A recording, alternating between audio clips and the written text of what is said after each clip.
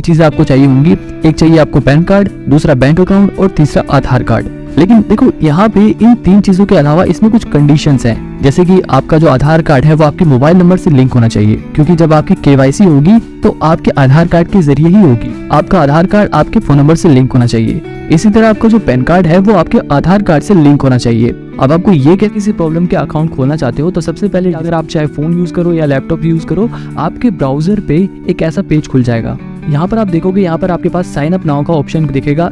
इसके नीचे यहाँ पर आपको अपना मोबाइल नंबर डालना है और फिर कंटिन्यू पर क्लिक कर देना है। इसके बाद आपके फोन में OTP आ जाएगा और यहाँ पर OTP डालकर कंटिन्यू कर देना है। इसके बाद ये आपसे आपकी डिटेल पूछेगा। आप यहाँ पर कंटिन्यू विद गूगल से करके भी कर सकते हो और आप मैन्युअली नीचे आप अपना नाम और ईमेल आईडी डालकर कंटिन्यू कर सकते हो। इसके बाद आपने जो भी जीमेल आईडी डाली है उस पे OTP आ जाएगा। अब यहाँ पर आपको वो OTP कॉपी करके यहाँ पे पेस्ट कर देना है और फिर कंटिन्यू कर देना है। अब यहाँ से आपका अकाउंट ओपनिंग का पहला स्टेप चालू होता है। सबसे पहले स्टेप में सबसे ऊपर आपको पैन कार्ड का नंबर डालना है। आपको अपने पैन कार्ड का नंबर यहाँ पर मिल जाएगा। इसके बाद नीचे आपको अपनी डेट ऑफ बर्थ डाल के कंटिन्यू कर देना है।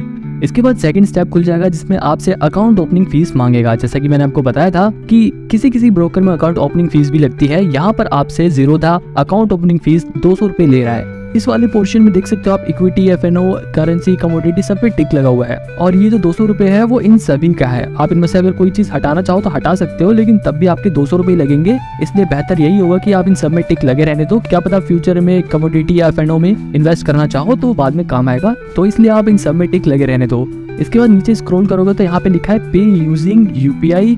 इसके अलावा आप नेट बैंकिंग या वॉलेट से भी चूज कर सकते हो, लेकिन हम यहाँ पे UPI से ही पेमेंट करेंगे। इस बॉक्स में आपको अपनी UPI आईडी डालनी है। आप अगर पेटीएम यूज करते हैं तो लास्ट में @Paytm, अगर आप फोन पे यूज करते हैं तो लास्ट में @YBL आएगा। यहाँ पर अपनी आईडी डालने के बाद आपको पे एंड कंटिन्यू पर क्लिक कर देना है। अब यहाँ पर आपने जिस भी ऐप की UPI आईडी डाली है उस ऐप पर मैसेज पहुंच जाएगा जहाँ पर आपको जाकर पेमेंट करनी है, और जैसे ही वहाँ पर पेमेंट सक्सेसफुल हो जाएगी यहाँ पर ये पेज रिफ्रेश हो जाएगा और अगला पेज खुल जाएगा।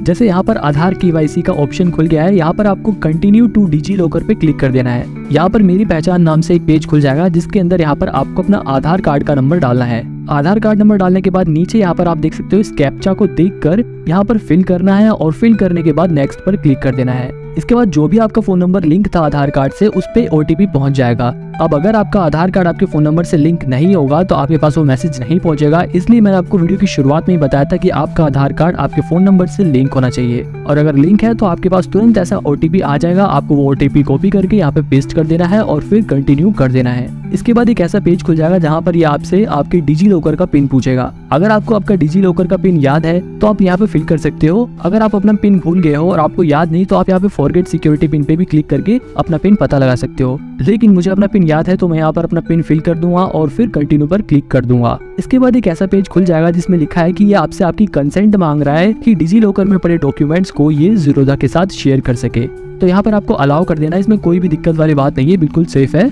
तो यहाँ पर अलाउ करते ही जैसे ही ज़ीरोधा आपके डॉक्यूमेंट को फैच कर देगा तो यहाँ पे सक्सेस लिखा आ जाएगा और आपका आधार KYC वाला प्रोसेस आगे बढ़ जाएगा। अब यहाँ पर सबसे ऊपर आपसे आपका मैरिटल स्टेटस पूछेगा, तो अगर आप मैरिड हैं तो मैरिड पर क्लिक कर सकते हैं।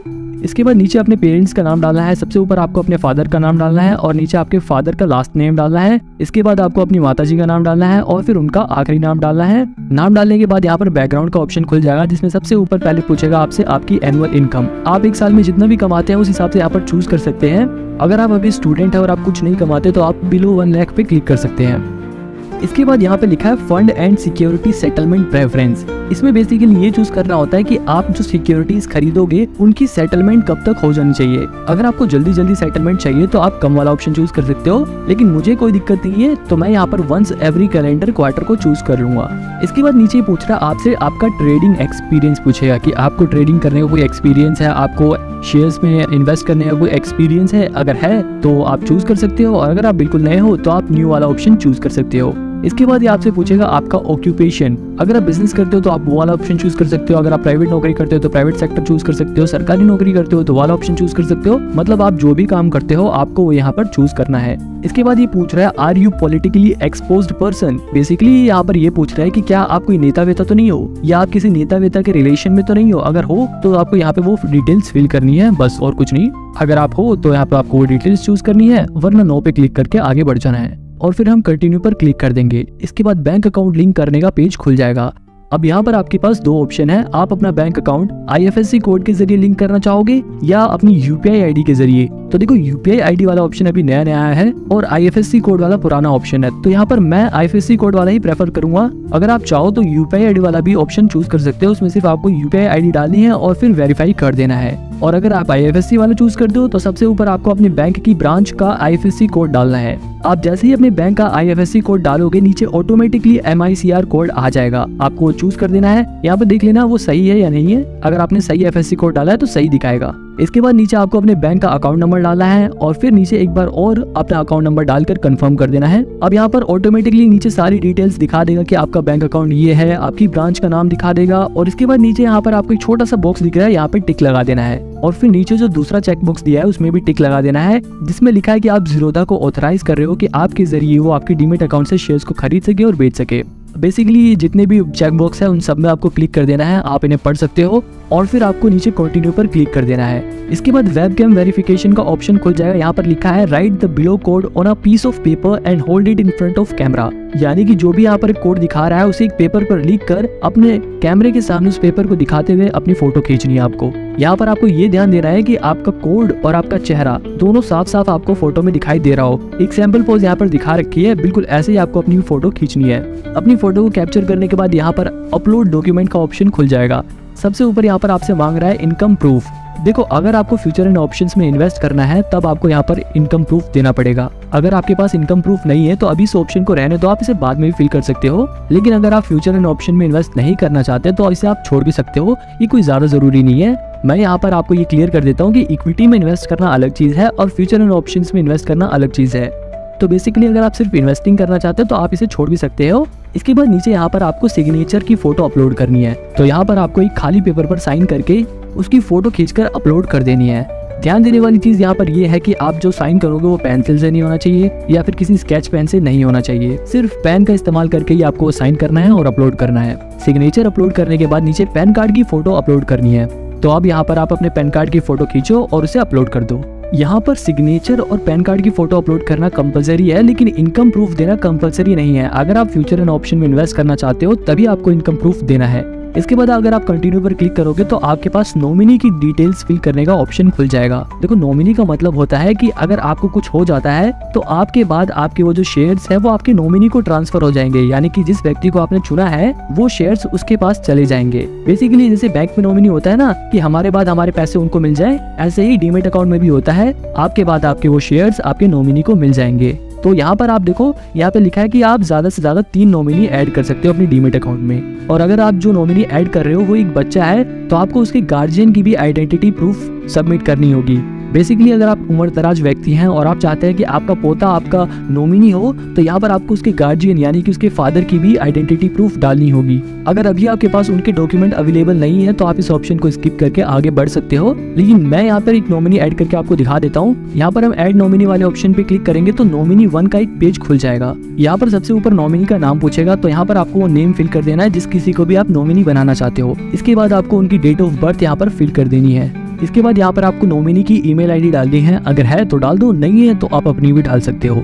नीचे आपको उस नॉमिनी का मोबाइल नंबर फिल कर देना है। इसके बाद नीचे मेन चीज पूछेगा कि परसेंटेज ऑफ शेयर्स, अगर आपको कुछ हो जाता है तो आपके पास जो आपके शेयर्स हैं उनकी कितनी परसेंटेज आपके नॉमिनी के पास जाए। तो यहाँ पर परसेंटेज भी आप अपने हिसाब से चूज कर सकते हो। जैसे मैं यहाँ पर 100% चूज कर देता हूँ तो ये सारे 100% शेयर हैं वो मेरे नॉमिनी के पास पहुंच जाएंगे। ये जब काम आता है, मान लो अगर आपने 2 नॉमिनी ऐड कर दिए तो आप यहाँ पर 50% नॉमिनी 1 के लिए चूज कर सकते हो, 50% नॉमिनी 2 के लिए चूज कर सकते हो। मतलब दोनों नॉमिनी को आपके आधे आधे शेयर्स मिल जाएंगे। अब ये पूछेगा द नॉमिनी इज माई, मतलब आपका और नॉमिनी का रिलेशन क्या है, मतलब नॉमिनी आपका लगता क्या है। तो अगर वो आपके फादर हैं, आपकी मदर हैं, तो आपको वो चूज करना है। अगर आपकी वो डॉटर है या सन है तो आपको वो यहाँ पर चूज कर देना है।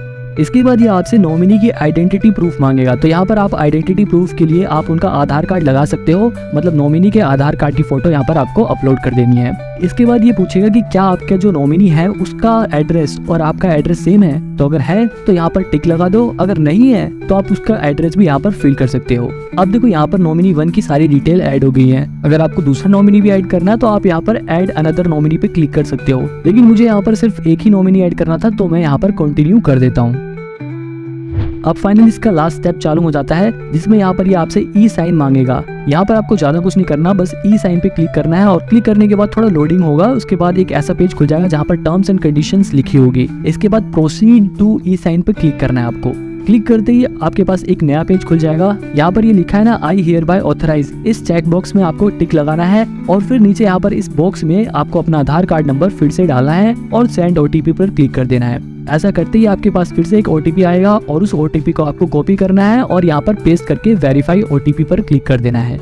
इसके बाद ये थोड़ा लोड होगा, आपको बैक नहीं करना है, यहाँ पर बस आगे होने देना है और फिर यहाँ पर आपकी प्रोफाइल सक्सेसफुली वेरीफाई हो जाएगी। अब यहाँ पर पूरा एक डॉक्यूमेंट दिखाएगा, एक लंबा चौड़ा। आप इस डॉक्यूमेंट को पढ़ सकते हो जिसमें आपकी वही सारी डिटेल्स लिखी हुई है जो अब तक आपने डिटेल्स भरी थी ना, वही सारी डिटेल्स यहाँ पर इस पेज में दिखाएगा। आप इन्हें पढ़ने के बाद साइन नाउ पर क्लिक कर सकते हो। साइन नाउ पर क्लिक करते ही एक बार फिर से वैसा ही पेज खुल जाएगा जहाँ पर आपको फिर से अपना आधार कार्ड नंबर डालना है और इस चेक बॉक्स में टिक करने के बाद सेंड ओटीपी पर क्लिक करना है। जिसके बाद जो ओटीपी आया है उसे यहाँ पर फिल करके वेरीफाई ओटीपी पर क्लिक कर देना है। ऐसा करने के बाद ही साइन सक्सेसफुली लिखा आ जाएगा और आपका ये लास्ट स्टेप कंप्लीट हो जाएगा। अब देखो यहाँ पर लिखा आ रहा है ई साइन डॉक्यूमेंट। आपका डॉक्यूमेंट जो है वो ई साइन हो चुका है। आपने इस डॉक्यूमेंट को यहाँ पर क्लिक करके डाउनलोड भी कर सकते हो। इसके बाद फिनिश वाले ऑप्शन पे क्लिक कर देना है। अब आपका जो अकाउंट ओपनिंग का प्रोसेस था वो कंप्लीट हो चुका है, लेकिन अभी भी आपका अकाउंट खुला नहीं है। अब इसके बाद चालू होगा अकाउंट एक्टिवेशन का प्रोसेस। यहाँ पर देखो लिखा आ रहा है ना, congratulation your application is completed. अब आपका जो एप्लीकेशन था उसकी वेरिफिकेशन होगी, जिसके लिए थोड़ा टाइम लेगा। ज्यादा से ज्यादा 72 घंटे में आपकी वेरिफिकेशन कंप्लीट कर देगा। आप अपनी जीमेल आईडी चेक करोगे तो यहाँ पर फॉर्म रिसीव का एक मैसेज आया होगा आपके पास। यहाँ पर आप अपने एप्लीकेशन को ट्रैक भी कर सकते हो, जिसके लिए यहाँ पर आपको अपना मोबाइल नंबर डालना है और कंटिन्यू पर क्लिक करना है, ओटीपी सबमिट करना है, जिसके बाद आपके एप्लीकेशन का स्टेटस दिखा देगा।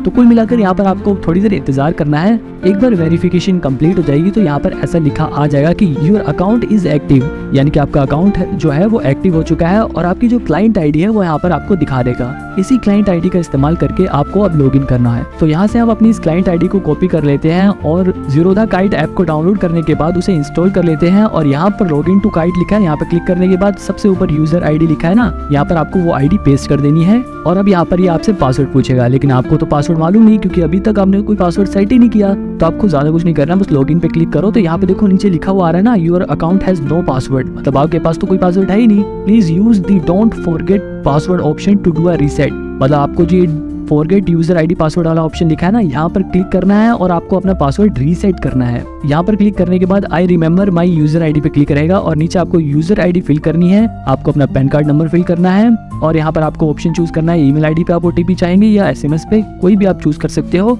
और फिर अपनी ईमेल आईडी डालने के बाद कैप्चा फिल करने के बाद आप अपना पासवर्ड रीसेट कर सकते हो। पासवर्ड एक बार रीसेट होने के बाद आप अपनी वही लॉगिन आईडी डालकर और अपना नया पासवर्ड डालकर लॉगिन कर सकते हो। यहाँ पर आपकी ज़ीरोधा ऐप की सिक्योरिटी को बढ़ाने के लिए 2 फैक्टर सिक्योरिटी का ऑप्शन एनेबल करने को कह रहा है। मतलब अगर आप इसे एनेबल कर दोगे तो आपके फिंगरप्रिंट के जरिए ही ज़ीरोधा ऐप खुलेगा और कोई आपके इस ऐप को खोल नहीं पाएगा। यहीं पर ये प्रोसेस कंप्लीट हो जाता है। आप